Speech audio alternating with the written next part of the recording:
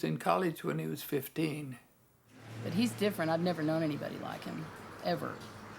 And venture to say that I probably never will. Most of his art is actually writing. I spend a lot more time writing than I do drawing, and I really wouldn't want to make that distinction or feel the need to separate the two.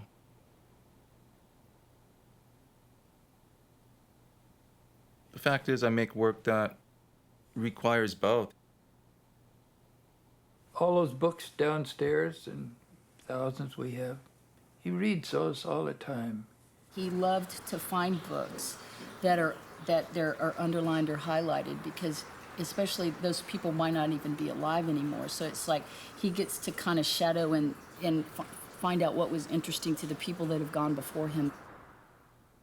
My writing is associational. You don't necessarily know where it's going to go while you're doing it. Sometimes people comment that there's such a disparity between the image and the words. It mirrors the way I work overall quite a bit. I'm not trying to say he's a slob, it's just that's the way he works, and I believe that he has to have his stuff around him, all around him like that, to be able to work. That looks normal for him. But it's just hysterical to me that in his mind, he felt that he would not make a mess at all.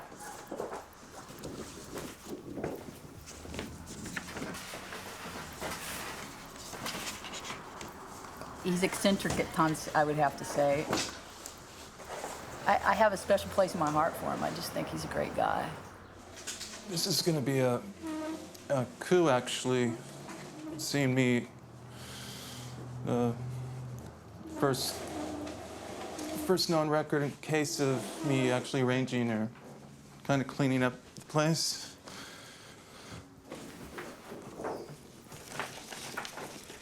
It can't be a documentary, though. No one would believe it. He just has a really broad range of things that interest him, and it can be erotic to a bowl of fruit. A mind that can do that kind of broad spectrum artistically has to be pretty busy with a lot of different things. It's a thinking person's art, isn't it true? It's not just drawing pretty pictures, and he has always ideas. The way I think and the way I talk and the way I write, it's not very direct always. It can lead anywhere. I want it to be as fluent as possible. I mean, that's a major part of my work.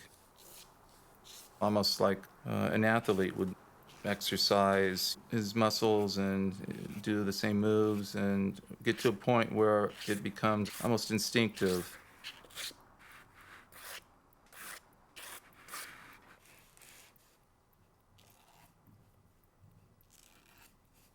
Even though my work is usually just one drawing, and it is more of a narrative than it is a cartoon with a punchline and a resolution and a laugh at the end.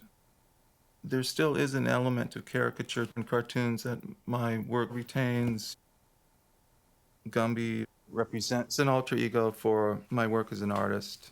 There's actually a lot more to that figure than just 98 ounces of clay or whatever. In some of his cartoons, he goes into a biography or historical book, and he interacts with real figures from the past. And I tend to do that in my work and in my videos as well. You know who, for me, does more than Gumby would be Vavoom. When I'm doing drawings of Vavoom, putting him in this epic, sublime, romantic landscape, and he is this little guy with a booming voice. I consider characters like Gumby or Vavoom, Felix the Cat, with respect, compared to, the President of the United States, this one or any of them, really. And those are the real cartoon figures, and those are the real ridiculous figures, you know? There's a very direct, I guess, kind of anger in some of my work. The pretentiously powerful, decadent, corrupt, those would tend to be people who I don't respect at all. It's a way of trying to breaking down this kind of natural awe of heroes that comes out of a sort of fear and envy. I've never considered myself much of a political artist, and most of my art doesn't really deal in like explicitly political issues. But you know, I'm not going to apologize or shy away from it any more than I would any other subject. Daddy, you never taught me the facts of life. You never read me Marx. I grew up not knowing what a worker is and what they do. Look at me now, Daddy. Look at your little daughter. I'm out of the closet for good. The blindfold is peeled off for the first time in my life.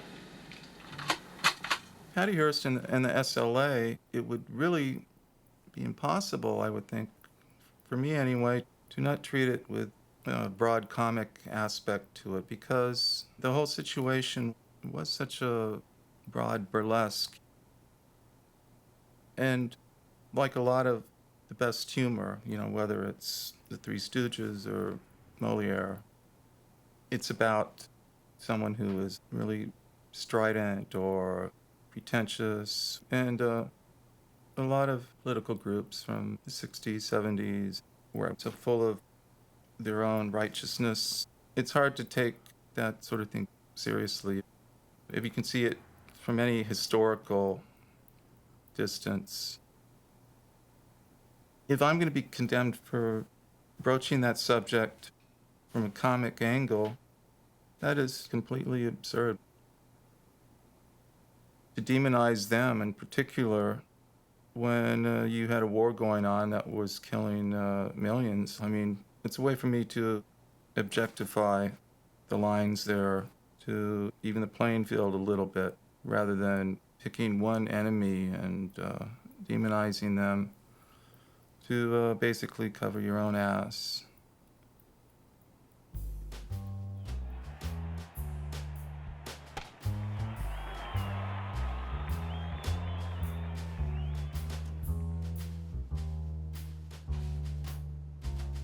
Now, if you could get me on camera doing a straight line, that would also be a historic shot. But it's not going to happen here. If you do look at my works, baseball, for instance, there is a kind of larger-than-life attitude to a lot of it. Not all the works are pure adulation of the ball players. Baseball has probably been my favorite since I was a child. The reason why I keep coming back to certain images is probably most often there's a visual quality that works for me.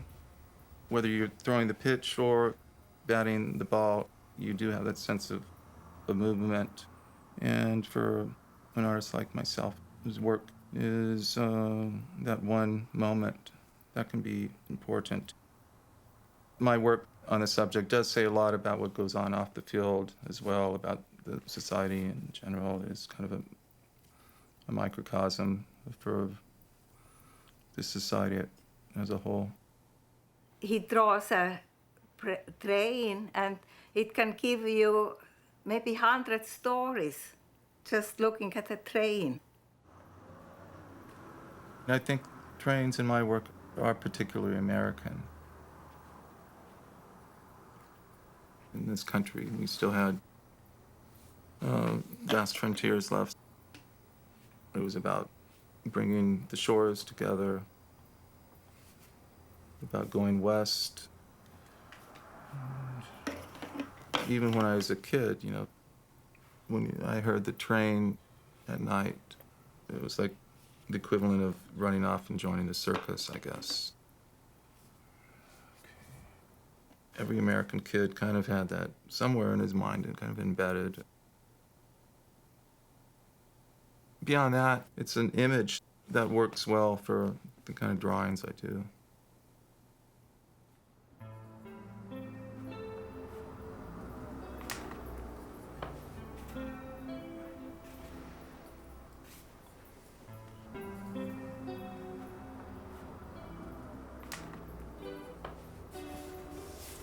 What you see is these motifs that keep recurring in my work. They started as one image, and for whatever reason, they did have this kind of resonance to me, and that brought them back. And some of them, you know, have had a fairly long life.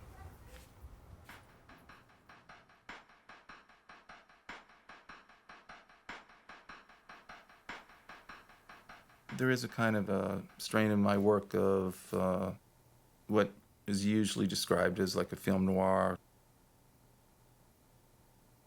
There probably is more failure depicted in my work than there is success.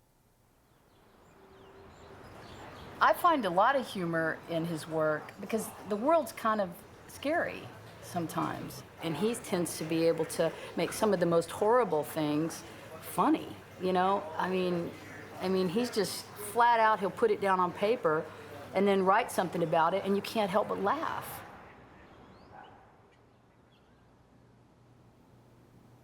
I don't like my humor to be in the service of making fun of people based on superficialities,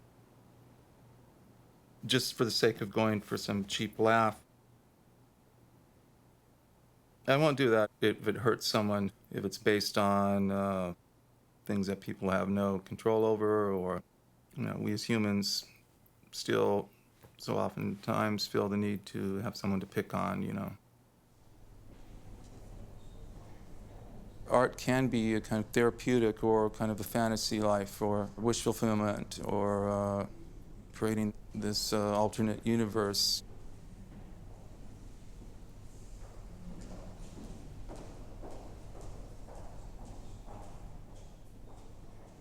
Art to me gives me the freedom to do that. I don't feel constrained by subject matter or so many things. I mean, I welcome practically, you know, anything into the drawing. I think it's work that is best when there isn't any final resolution, when you don't arrive.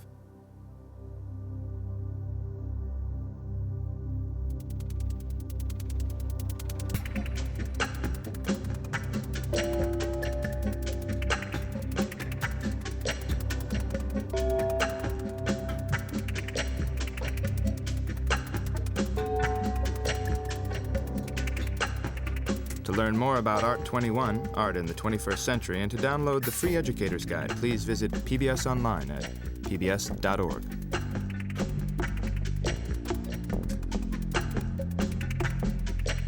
Art 21, Art in the 21st Century is available on videocassette or DVD. The companion book to the series is also available. To order, call PBS Home Video at 1-800-PLAY-PBS.